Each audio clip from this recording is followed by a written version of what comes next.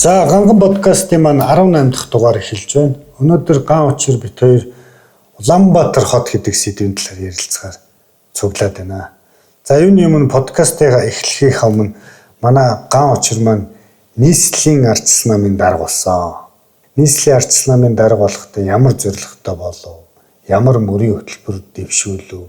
Цаашдаа энэ Улаанбаатар хотын асуудлыг юу гэж харж байна? Юуг нь өөрчлөх вэ? За эхлээд нэр дэвших болсон шалтгаанаас айлгүй. За ер нь нийслэл хотын ардчилсан намын хорооны гишүүн болоод 10 хэдэн жил болсон байна. Би ер нь Улаанбаатар хоттой холбогдолтой ямар хүн бэ гэж бодохоор нэгдүгээр би Улаанбаатар хотод суугуул иргэн буюу өдөрнөөс орж ирсэн хот. Энэ нийт Улаанбаатар хотын чинь иргэдийнхэн 60-аас 65% нь суугуул иргэд байдаг. Тэр би Улаанбаатар хотод суугуул хөөхд оюутан болж ирээд үздэг зовлон, бэрхшээл, баяр, жаргал, гуниг иргэн болох бүгдийг мэднэ тийм. Соёлын ялгаа, харилцах, тэгэл нөгөө ханижилтай болох гээл. Тэгээд Улаанбаатар хотод бизнесээ орон сууцаа. Тий, орон сууцаа авах, тэгэл моргэж тэгэл хэдэн удаа байраа сольжно үгүй гэдэг ингээд амьдралын асуудлуудыг мэднэ. Нөгөө талдаа яаж юм гэхээр би Улаанбаатар хотын унган 3 иргэнийг гэртээ төрүүлж, боожуулж өсөж байна. Одоо 16 жил тийм. Ингээд хөвгттэй болоод. Тэгээ энэ хугацаанд бол яаж юм гэхээр энэ Улаанбаатар хот гэдэг зүйл чинь өөрөө ямар философитой. Энэ хот гэдэг зүйл өөрөө яадаг юм? Хот гэдэг зүйл чинь Монголын тухай асуудал мүү, дэлхийн тухай асуудал мүү? Ер нь энэ үнцэг дээрээс бодож за ер нь одоо би нийслэлийн намын дахь нэр дэвших болсон юм байна гэж үзээд тэгээ шууд Оксфордоос ирэл сонгуульд оролцсон. За мөрийн хөтөлбөр. Мөрийн хөтөлбөр маань дэлхийн хот гэдэг мөрийн хөтөлбөр дэвшүүлсэн. Яагаад дэлхийн хот гэдэг мөрийн хөтөлбөр дэвшүүлсэн бэ гэхээр цагаарын мэдэн дээр Улаанбаатар хот гэж гардаг. Энэ дэлхийн ертөнцийн дээр чинь тусгаар тогтнохыг хүсэж нэгдсэн үндэсний байгууллагад бүртгүүлэхийг хүсэж байгаа 3500 орчим үндэстэн байдаг. Энэ 3500 орчим үндэстэн дотроос өөрсдийн нийслэл хоттой тусгаар тогтнож чадсан үндэстэн 200 гарах цөөхөн. Монголоос бүр хэд дахин хүн амтай мөртлөнгөө тусгаар улсаа байгуулж чадаагүй мянган жил болсон чинь Курд гэл үндэстэн чи Туркид өгсөн мэдж байгаа тийм 3 улсад хуваагдсан. Тэгэхээр энэ Улаанбаатар хот чинь дэлхийн хот байхгүй. Дэлхийн капитал ситүүдийн нэг, дэлхийн нийслэл хотуудын нэг. Статус нь Бээжинтэй адилхан, Москватай адилхан, Вашингтон DC-тэй адилхан, Сеултэй адилхан, Токиотой адилхан. Тэгвэл энэ дэлхийн хот чи ямар байдгийг гэхээр өөрийн гэсэн хотын гэдэг статустай байдаг юм байна. Хотын гэсэн соёл нийгэмтэй байдаг юм байна. Дэлхийн хотуудын иргэд нь сул тур дээр бийцдэг юм байна. Манай хот модон жорлонтой. Дэлхийн хотууд нь авиргалгүй цэцгэлтэй байдаг юм байна. Манайх авиргалтай цэцгэлтэй. Дэлхийн хотуудын нийтийн тээвэр дэлхийн иргэдэд зориулсан нүүбийн 5 хэл дотор ядаж англи хэл хөрш 2-3 орныхоо тайлбартай байдаг юм. Манайх таг монголоор байгаад байдаг юм. Гаднаас хүмүүс ирлээ гэж боддог. Дэлхийн хотууд чинь өөрсдөө дэд бүтэц, метро, нийтийн тээвэр, зам харилцаа шугам гэд бүх асуудлаа шийдэж явдаг юм. Манайх бүх асуудлаа шийдэхгүй богшруулад байдаг юм байна. Тэгэхээр дэлхийн хот гэдэг мөрийн хөтөлбөр, урайлга, үзэл санаа бол өөрөө дэлхийн бусад нийслэл хотуудад байдаг тэр зүйлийг цогцлоох бид нар юугаараа дутуу юм бэ? Адилхан тусгаар тогтнол нэрхчлөө байна. Засаглал байна. Тэр энэ болгоныгоо дэлхийн стандарттай болгоё гэдэг санаагаар дэлхийн стандартад нийцүүлье. Тэгээ яагаад энэ дэлхийн хот гэдэг энэ стандартыг санаа надад орж ирсэн бэ гэхээр амьдарч үтсэн газруудтай мөн холбогдолтой. Би 12 хотод аймгийн төвийн хүүхэд байна. Дараа нь би өнөөдөр Улаанбаатар хотод одоо амьдраад одоо амьдралынхаа нийт 60-аас дээш хугацааг Улаанбаатар хотод өнгөрөөсөн байна. Мөн Америкт амьдарч үзсэн байна. Сураад Сеулд амьдарч үзсэн байна. Шанхайд амьдарч үзсэн байна. Кембрижд амьдарч үзсэн байна. Одоо Оксфордд амьдарч байна. Ингээд энэ бүх хотуудаар чинь ингээ амьдраа яваад хахаар тэр бүх хотуудын чинь үндсэн философи өөрөө ижилхэн байгаад байгаа. Энэ стандартын туршлагууд ч явж байгаа. Бид нэр ядаж энэ дэлхийн дундаж хотын хэмжээнд стандартууд авчих хэрэгтэй юм байна. Энэ стандарт гэдэг зүйлт чинь хамгийн том саад болоод байгаа зүйл нь энэ бид бүгдийн авилгал засаглалын алдаа юм байна гэдэг. Одоо би жишээлбэл оюутан байхдаа Туркид 4 жил сурсан. Дараа нь Америкт очиод хэлний бэлтгэлээд 1 жил сурсан.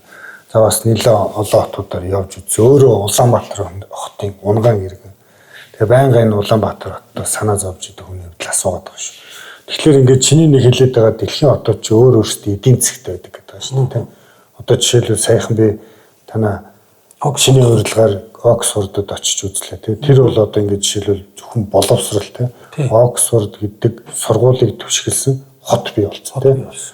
Оксфордод мөнгө төлөөд амьдарч байгаа, сурж байгаа нөхдүүд тэндээ байр авдаг, тэндээсээ хоол авдаг. Ийм эдийн засаг байгаа. Манай Улаанбаатар хотын яг ямар эдийн засаг таа? Наад чинь одоо хамгийн том асуултын хариулт. Ямар юм гэдэг бид нар өөрсдөө ойлгож, дүгнж, оншин шинжлэх хэрэгтэй. Австрали гэдэг монголчууд маш их байгаа газар байна. За Австралийн Сидней хот 4 сая хүн амтай 700 мянган хүн буюу хамгийн ажлын идэвхтэй хөдөлмөрч хэсэг нь construction, барилгын бизнесээр амьдардаг. Энэ барилгын бизнесээр амьдардаг учраас барилгын бизнес ковидын үед хүртэл огт зогсоогүй. За Оксфорд, Кембриж боловсролын хот. Боловсрол гэдэг чинь тэнд хоёрхан зарчим, хоёрхан янзын хүн амьдран гэсэн үг. Гол иргэд нь бол нэгдүгээрт чи маш өндөр шинжлэх ухааны мэдлэгч дутуу байх хэрэгтэй. Хоёрдугаарх нь энэ хүмүүсийн идея санаанд чи хөрөнгө оруулахыг сонирхолтой тийм компани төслийн илчлүүлэгч нар байх хэрэгтэй. Тийм хүмүүс гэдэг чинь хамгийн их мөнгөтэй хүн байх хэрэгтэй. Энэ үндсэн шалгуураар өөрсдийгөө ингээд дагнаад авч явж идэг. Тийм. Лондон хот бол санхүүгийн хаб төв, дэлхийн шилдэг санхүүч нар очих ёстой. Аялал жуулчлалын хамгийн том төв. Аялал жуулчлал явах ёстой. Нийслэл хот болгон, ер нь дэлхийн хот болгон өөр ингэсэн хэв загвараа эдийн засгийн бүтцээ гаргадаг. Гэтэл Улаанбаатар хот ямар хот юм бэ? 9 сард орон нутгаас оюутнууд цугларахаар байрны түрээс нийтийн үйлчилгээнд орлого орж ирээд нарантуулн өмнөөр дүүрдэг ийм эдийн засгтай хот юм уу? Нэг бол 12 сард шинжил тултлан тэмдэглэдэг ананс дахианы бизнестэй хот юм уу? Нэг бол цагаан сарын үеэр ирээний борлуулалтыг дэмждэг эдийн засгийн бүтцтэй хот юм уу? Нэг бол баяр наадам тэмдэглээд студийн дотор хамтлагууд нь бүгдээ шоу цэнгэний хийдэг хот юм уу? Үгүй. Манай хот бол үндсэндээ авилгалын хот. Уул уурхаагаас ирсэн татвар Улаанбаатар хотод зугларлаа. Улаанбаатар хотод бүх бялууны хуваарлалт бүгд явлаа. Энэ түхэн амын тал нь байдаг. Нийт засаг захиргаа бүх шийдвэрийн төрийн шийдвэрийн 80-аас дээш гардаг. Эдийн засгийн шийдвэрийнх нь 80-аас дээш гардаг. Энэ үл энэ чинь ингээд авилгалын бялуу хуваарлалт хот болсон. Тэр авилгалын бялуу нь улс төрийн намаар дамждаг. Намууд нь өөрсдөө дамжаад хэсгийн ахлагч хүртэл цалинжуулдаг. Улс төрийн намаар хүнсийн толгойд ийм бүтцтэй нам болсон байна.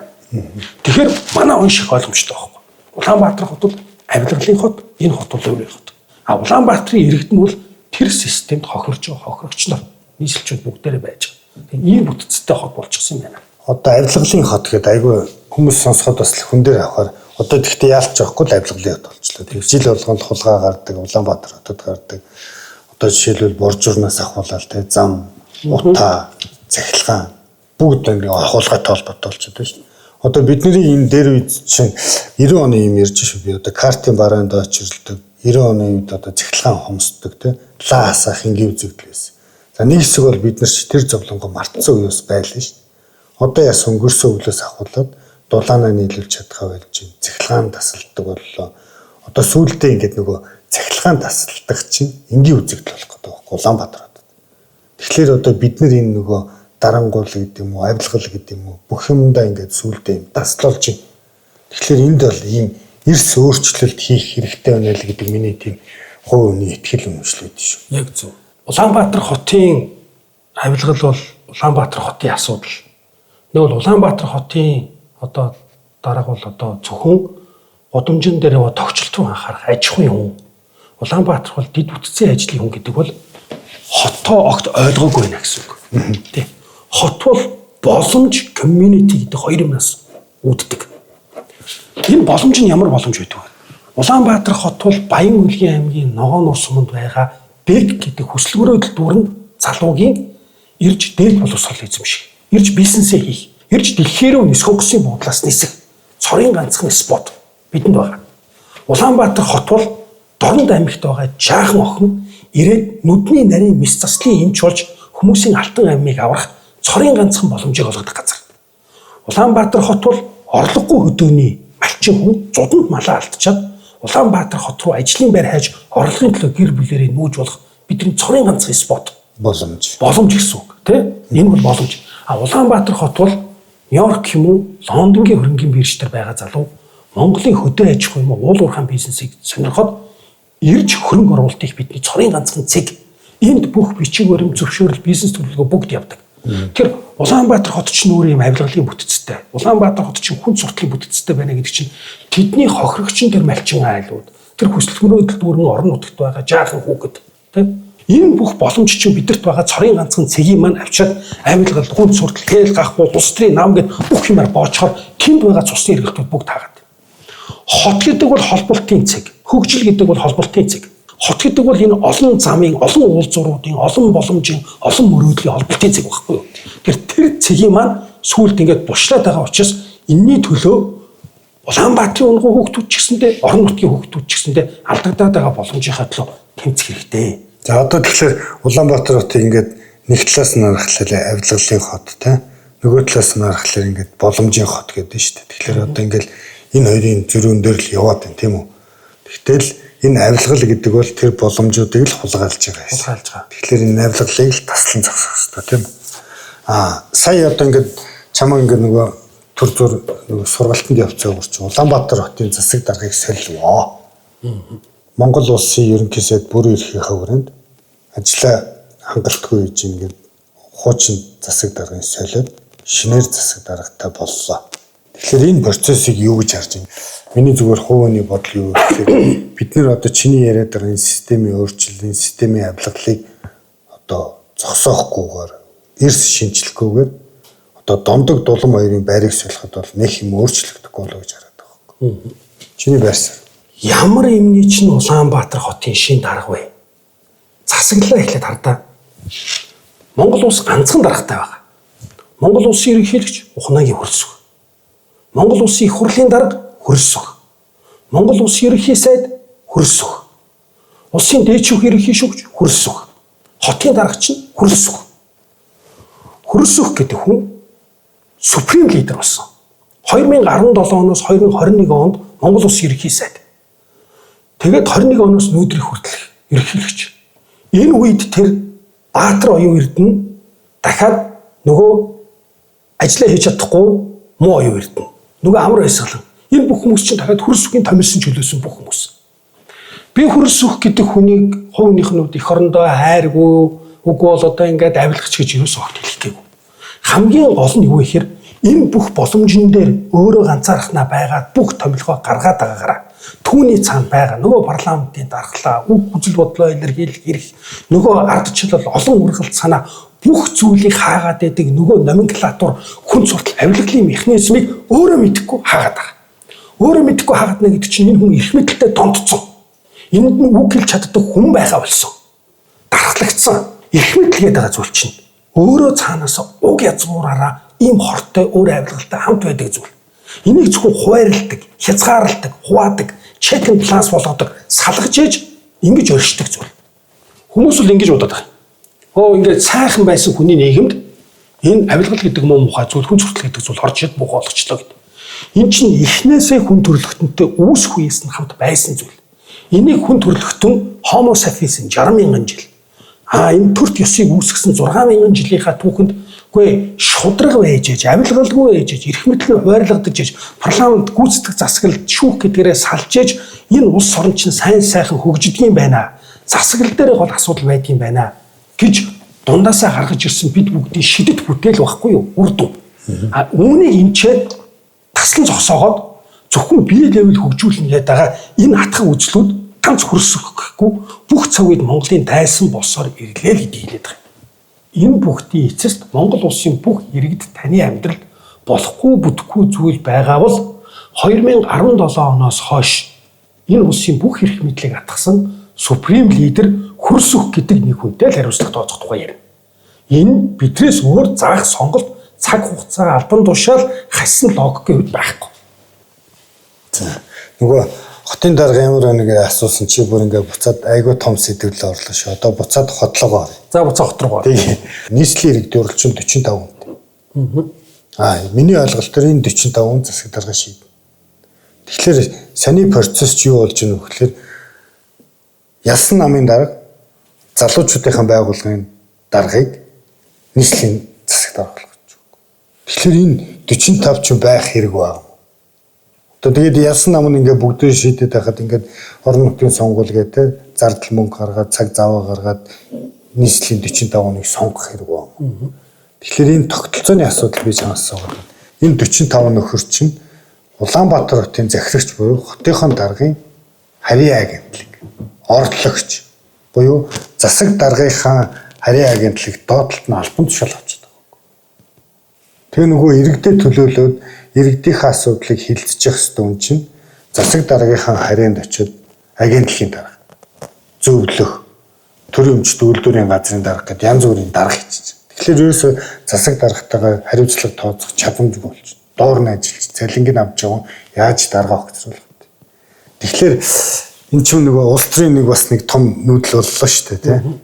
Ардын намдах фракц хоорондын тулаан болж байгаа бүгднгийн солилоо. Хамгийн сүүлд Нямбатар үлдсэн байж байгаа. Нямбатрыг одоо энэ аргаас солилоо. Энэ ингэж байна. За.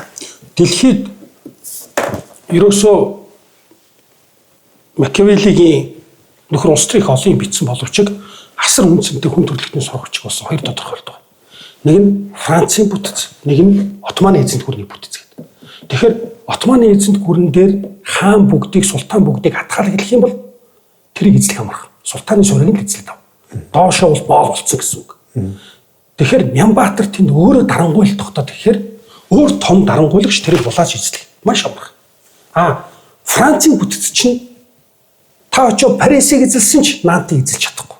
Яг бол тэнд ингээд эрүүл засаглал байдгаа гэдгийг хэлээд байхгүй юу? Тэнд ингээд ардчил байдаг, хоорондоо парламентынхаа эрхийг хязгаарладаг. Тэгэхээр том Отманы эзэнт гүрэн, нийслэл жижиг Отманы эзэнт гүрэн болоод Нямбатар өөрийгөө жижиг султан болгоо хийчихгүй юу? Тэгэхээр Нямбатарыг солио болоо. Тэр 45-ыгаа иргэдийн төлөөлөл гэж битгий бод. Энэ 45 төлөөлөл дотроос хэдэн Монгол ардын намаас гарлаа? 40. Тэр 40 чинь шүү дээ. 39 40. Тэр 40 чинь бол сард нэг удаа цугларч хулгайгаа ярьдаг сайн дурын клуб. Энийг ард түмний төлөөлөл нийслэлийн төлөөлөл гэхгүй. Авсан саналын тоонч тэр сонгуул явсан процесс нь ч тэр зүгээр сайн дурын клуб. Бор халдсан хонч байсан энэ шудраг сонгуулийн системээр Монгол ардын намын нэрэн дээрээс зүгээр ингээ бүтэн гарч байна. Тэгэхээр султаныг том султан зохиол унагцсан. Дараа нь тэр хунтайжийг илгээсэн. Тэр тун удахгүй султан болно. Түүнийг болгоно. Тэр ud гайхаад байх магасгүй. Гой тайлбар байна. Одоо тэгэхээр нийслэлийн ардчилсан намын дарга гэхэлэр одоо нийслэлээр болж бүтэхгүй байгаа юмнуудыг ингээд ил тод дуграад сөрөг хүчний ажил хийнэ гэсэн үг шүү дээ. Одоо 45-аас чи ардчилсан намын 5 судалтай, ардын намын 40 судалтай. Тэгэхээр сөрөг хүчний ажил хийнэ.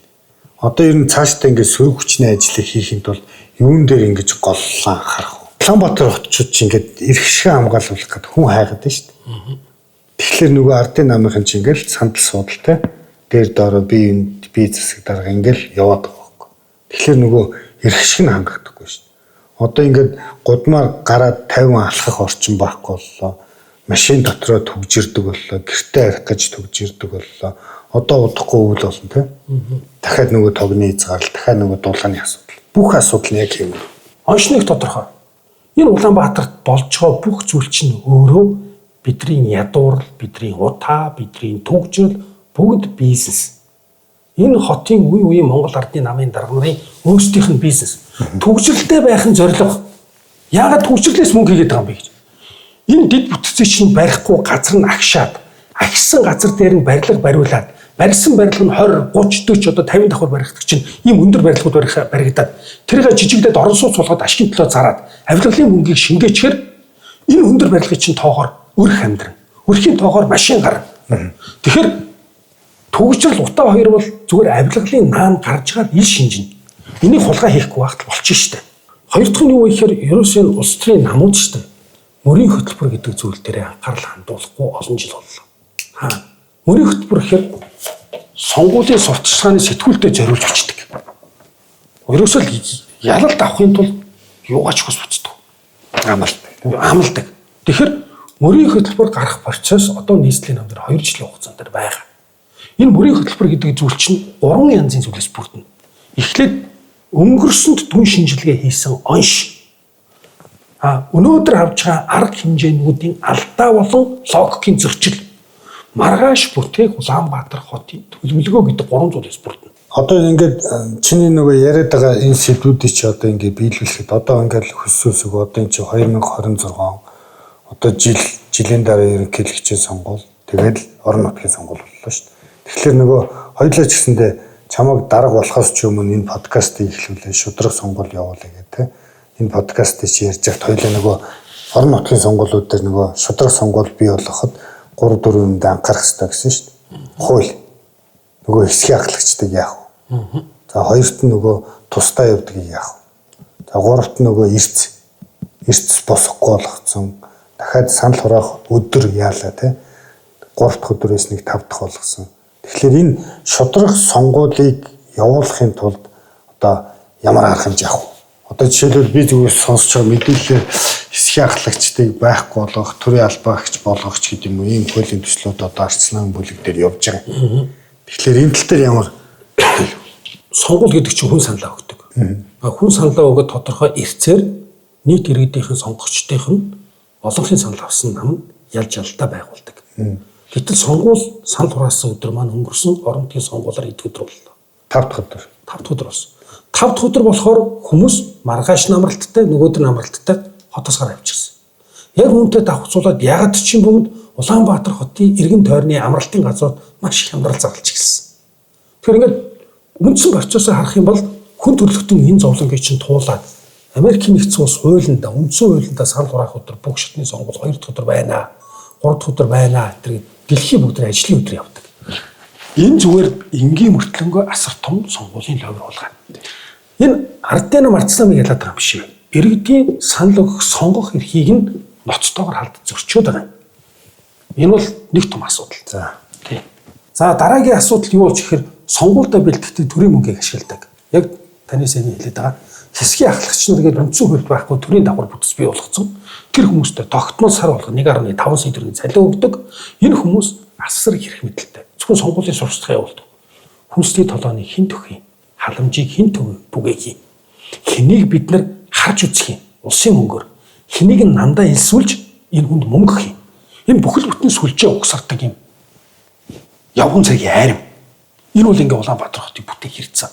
Энэ албан тушаалуудыг бид нар заавал ингээ хууль гаргаж байхгүй болох ёстой. Тэгээ шудраг сонгуул болоод ялагчвал одоо хин ч янз бүр юм ярмааргүй шүү дээ. Тэгэж шударгаар ялагдмаар биш. Шударгаар л ялагдахыг хүсэж шүү дээ. Тэгэхгүй ингээд шудраг бус сонгуул явуулаад далдуур баахан сүлжээ үсгээл баахан нөгөө авилгалынхаа мөнгөөр баахан хүнд мөнгө өгөөл те. Тэгээ ингээд бүх хууль муулаараа ийм шудраг сонгуул ихлэр чинь цаашдаа энэ нөгөө энэ иргэдийн ч бороос биш. Сонгуульч шудраг явахгүй учраас иргэдэн хүртэл мэдчихээн шүү дээ. Зарим нь за очиж саналаа өгöd яа те. Угаасаа тэр нь ялгасан шүү дээ. Ингээд нөгөө сонгуулийн идэх төрийн оролцоо гэдэг юм чи бүр баг төвшөнд авч байгаа. Тэгжиж эднэр нөгөө үндсэн хатуу бүтцээ хийж хагаад ялаад. Тэгэхээр энийг л байхгүй болох хэмжээтэй тууштай ажиллаарай.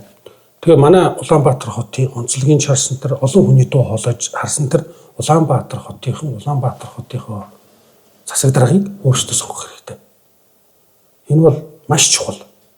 Одоо яаж юм гэхээр та авилгач байж бол, та хулгайч байж бол. Сонгуулийнхаа хуулийг өөрчлөөд, өдрийг өөрчлөөд, сонгуулийнхаа тойргуудыг хуваарлаад, бүтцийг өөрчлөөд, авилгалынхаа мөнгийг бүгдийг тараагаад, ингээ энэ сүлжээн дээр 45 хүн гаргаад, тэрнийхээ бонусын дээр 1 хүн гарч ирчээд бидний сонгуулийн ялалт. Одоо Нямбатын хамгийн сүүлэг байхгүй ялалт. Тэгээд учрал ерөнхий сайд манай ялалтыг булаах гэж байна. Тэр өөрөө ялаагүй гэдэг ингээд гомдол мэдүүлж штэ. Үгүй ээ. Сонгуулийн ялалт гэдэг чинь зөвхөн шудраг сонгуулаар ялсан ялалтыг ялалт гэнэ. Нөгөөх нь бол лойрын систем гэнэ. Энэ хууль бус сонгуул гэнэ. Наа чи бас яг үнэ. Одоо сүүлийн Улаанбаатар хотын 3 засаг дарга харахад сумын хавцар. Одоо их хурлын гишүүн болчиход сайд байж байгаад буугаад хотын дарга болж байна. За араас Нямбатар их хурлын гишүүн хууль зүйн сайд байж байгаа бууж байгаад хотын дарга гэсэн. Одоо 3 дахь нь зүгээр ардын намын цагаан байшнаас шууд хотын дарга болж байгаа байхгүй. Тий. Тэгэхээр чи ингээд нөгөө иргэд тэр үний төлөө санал өгсөн үгүйгээс үл шалтгаалаад ардын намын бодлого явуулдаг шүү. Тий. Өөрөө болохоор нөгөө сонгой харихын дүүрэг дээр усалж бүх мөнгөө тараацсан газар дээр очиж дэвшчихдэг. Тий. Тэгээ өрсөлдөгч намынхаа саналыг хуваахын тулд ижил нэртэй намуудаас бас мөнгө өгч хүмүүс дэвшүүлдэг. Тэгээ тэрийг сонгуулийн ялалт амжилт гэж үзэж байвал таны хувьд бол тийм байгаа. Ард иргэдийн хувьд бол бодит байдал чинь тийм биш байгаа. За одоо тэгээд төлөвлөсөн ажлуудаа амжилттай хэрэгжүүлээд 2028 онд орон нутгийн сонгуул шудраг явуулсан. Тэрний төлөө одоо ингээд бидний ганц найдах юм чинь бол одоо би зүгээр хувьдаа бодож ш арчсан юм шүү. Одоо Улаанбаатар хот иргэд бас зарим нэг нь хүн нам гэж ярьдаг те. Одоо хүн нам сая жишээлбэл засагт ороод одоо хаана сөрөг хүчин хийж гинүү. ард түмний анх амжиргааны төлөө дуурч гин үү? Хотын талаар юм байна уу? Баггүй болчихлоо шүү дээ. Тэгэхээр ингээд ганц найдвар нь одоо арчлалын сүүлийн цайз чинь бол арчил нам болж үлдсэ. Тэгэхээр энэ арчил намын нийслэлийн арчил намын дарга гэдэг бол айгүй том албан тушаал. Тэгэхээр энэ албан тушаалыг одоо ард иргэдийн төлөө, ахуй амжиргааны төлөө, Улаанбаатар хотын иргэдийн төлөө дуугүй хоолой болж сайн ажиллаарай. Амжилт хүсье. За баярлалаа. За өнөөдрийн подкаст маань ингээд энэ хүрээд өндөрлж байна. Дараагийн дугаар болтол түр баяртай.